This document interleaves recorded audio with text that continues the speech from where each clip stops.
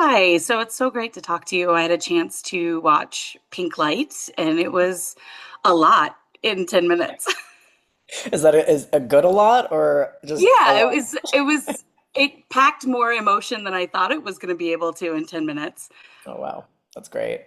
There's an element of pink lighting throughout this short film. Can you kind of like go into discussion on why that color, why that lighting, the significance of it? Yeah, I guess like pink and blue, people always really think of gender in that type of way, but this film, even though written by a trans person, is about a trans life experience. It really didn't have anything to do with gender. The thing that inspired this film, I was in my apartment and I have like those colored light bulbs in my bedroom. And I was looking in, I was drinking tea in my living room, and I just saw that my light was set to pink. And it reminded me of college frat parties that I went to with like cheap lighting everywhere. Like it just went nuts. And for some reason, the university I went to was the University of Maine. The frat parties always had pink lights. And the inception of it was I was looking into this light in real time and thinking, myself 18, 19, looking into those pink lights, like really unsure of what his future would look like, really scared, really feeling alone, like no one understood him. And I just thought, like, if I could look into this light and this younger version could look into the light and he could see where we are now, I think it would provide a lot of peace of mind.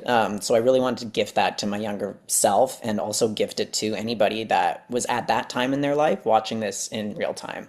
How much of who you are and your story went into the story of Scotty and Scott?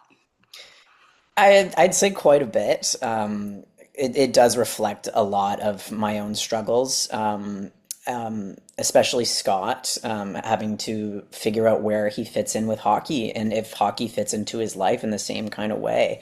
I deal with that struggle a lot. And then the character of Scotty just feeling really isolated, but also having a moment of male bonding, a moment of male camaraderie with this frat boy was actually something that did happen to me in real life.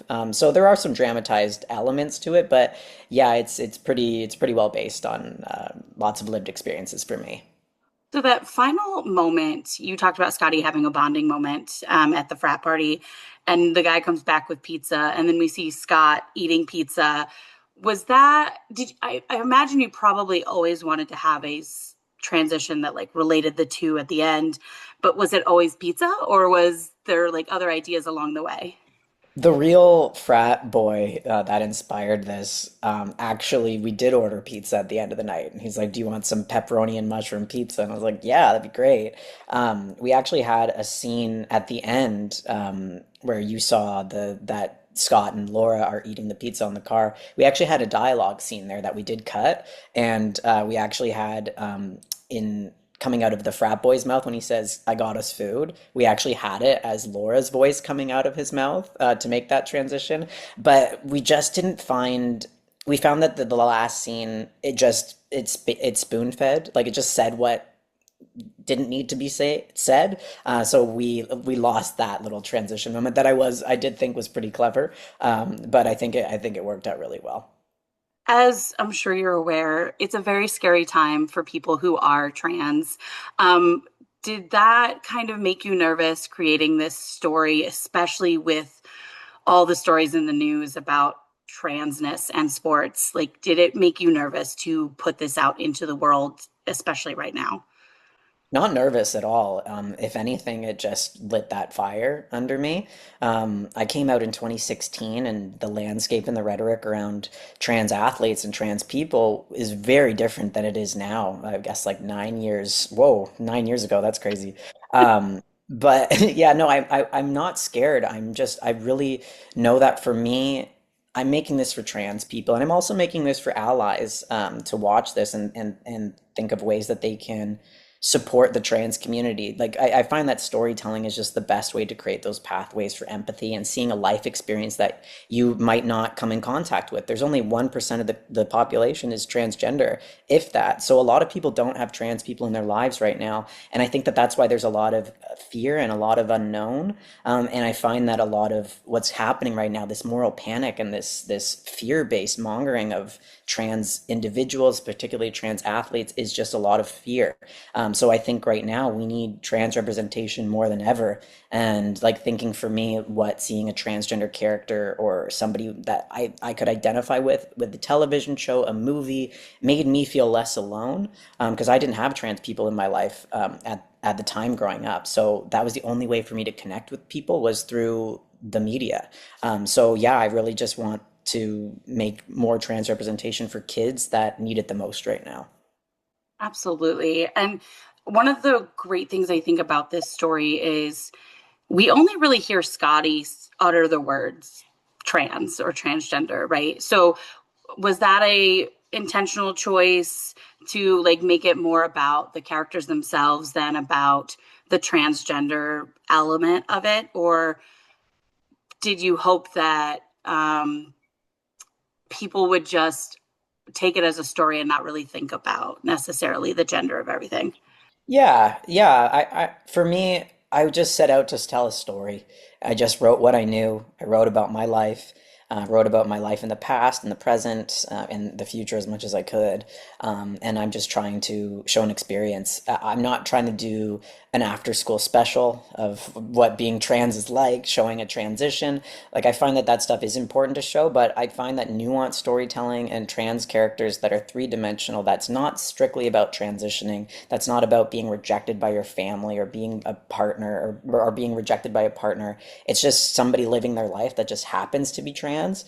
So that's what I was trying to set out through this. So it wasn't intentional to leave things out. That's just how true to life it is. You don't talk about being trans that much unless it's like somebody new that you're meeting. So yeah, I just wanted to keep it as honest as I could to my own lived experience. Oh, When go ahead. you get into that mode where you want to write and create, like, do you have a specific area that you go to? Is there a certain like mood you have to put yourself in, or can you just sit and write? Like, what's your process like? I love just sitting and writing. There's something so just I love just getting lost in these worlds and into the past and just reminiscing about things.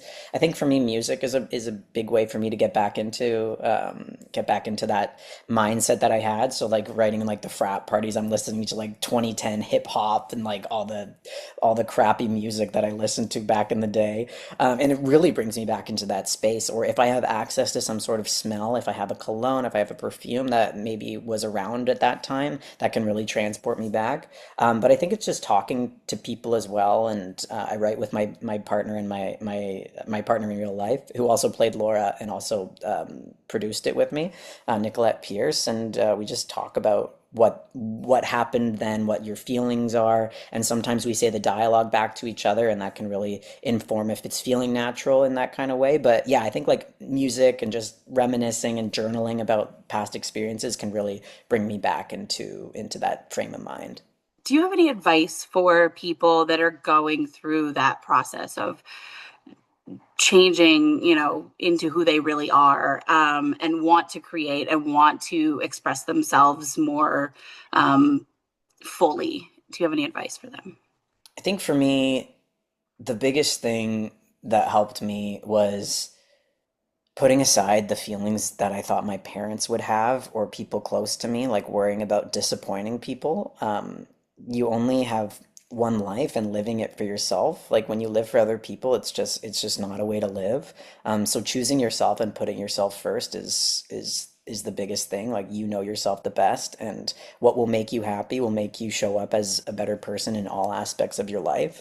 And also don't be afraid to reach out for help. I think the biggest thing for me, like being a hockey player, being part of a team, I always knew how to rely on my teammates, and I just found I found teammates in my everyday life, like finding a supportive friend, finding a supportive partner, a supportive teammate if you're part of a team, and just start small if you want to come out to people, come out to a trusted person, and it'll become easier and easier. And also for me, one other thing, I had people come out for me in spaces that I was afraid to. Like when I came out publicly playing in the NWHL, my team captain went to the league's front office on my behalf and told them about my identity. There's no shame in reaching out for help, and you really don't need to do it alone. But just living for yourself is the best way to do it, and I have no regrets. Well, great. Thank you so much for spending time with me today. I really enjoyed your short film. So Oh, thanks, man. Yeah, no, I appreciate it. And thank you for the thoughtful questions. Yeah, it was a great chat.